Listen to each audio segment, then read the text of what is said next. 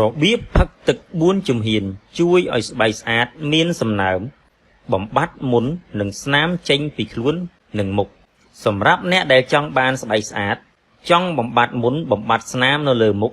ឬក៏ដងខ្លួនជាដើមនាពេលបច្ចុប្បន្ននេះមានវិធីសាស្ត្រជាច្រើន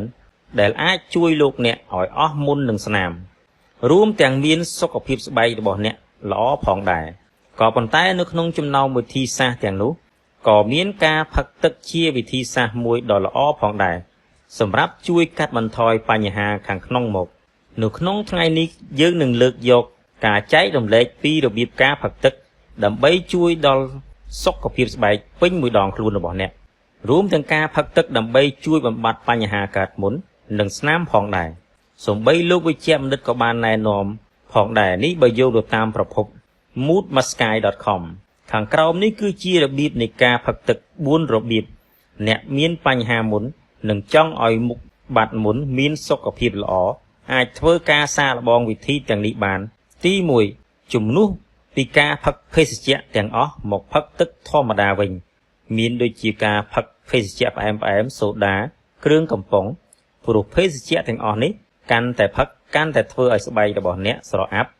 មុនរបស់អ្នកកាន់តែឡើងស្នាមក៏មិនងាយបាត់ផងដែរដូច្នេះប្រសិនណាអ្នកចង់ឲ្យស្បែកភ្លឺរលោងមុនឆាប់បាត់ស្នាមក៏លែងសូវមានអ្នកគួរផឹកទឹកឲ្យបានច្រើនជាងភេសជ្ជៈដូចដែលបានរៀបរាប់ខាងលើទី2អាចផឹកទឹករបៀប detox គឺផឹកទឹកមានបន្ថែមដូចជាមើមខ្ញី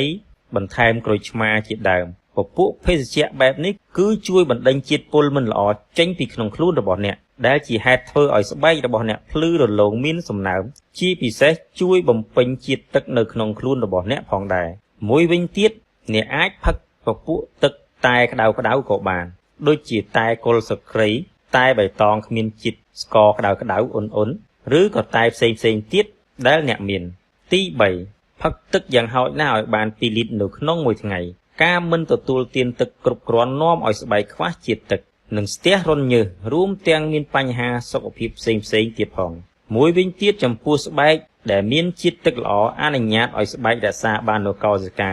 ដែលមានសុខភាពល្អនិងការផលិត collagen បានល្អព្រោះនេះវាអាចជួយព្យាបាលមុននិងកាត់បន្ថយការរលាកពីខាងក្នុងឬស្នាមមុននៅលើផ្ទៃស្បែកមុខរបស់អ្នកជាច្រើនហើយការផឹកទឹកគ្រប់គ្រាន់ក៏ល្អសម្រាប់ការបញ្ចេញជាតិពុលអាក្រក់ចេញពីក្នុងខ្លួនផងដែរទី4កាត់បន្ថយការផឹកគ្រឿងស្រវឹងព្រោះផឹកស្រាច្រើនវាបង្កើនហានិភ័យនៃការខ្វះជាតិទឹកនៅក្នុងខ្លួនវាជាហេតុនាំឲ្យស្បែកអ្នកឆាប់ស្ងួតគ្មានសំណើមមួយវិញទៀតជាតិស្ករដែលមាននៅក្នុងស្រាក៏វាអាចបង្កជាផលប៉ះពាល់មិនល្អសម្រាប់ស្បែកដូចគ្នាព្រោះវាធ្វើឲ្យមានការរលាកកាន់តែខ្លាំងឡើង